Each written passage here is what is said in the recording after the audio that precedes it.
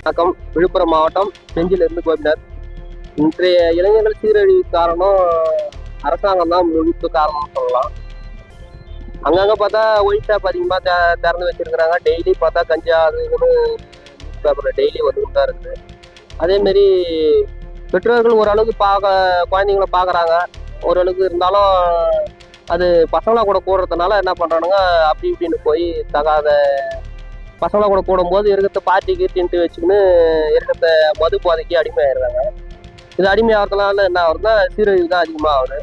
அதேமாரி அங்கே ஒரு 10 வருஷத்துக்கு முன்னெல்லாம் ஒயின் ஷாப்லாம் பார்த்தா ஒரு தாலுக்காவுக்கு ஒரு 2 ஒயின் ஷாப் அதுமாரி தான் இருக்கும்.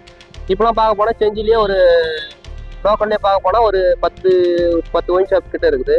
அதேமாரி தாலுக்காவுக்கு ஒரு 30 ஒயின் ஷாப் கிட்ட இருக்குது.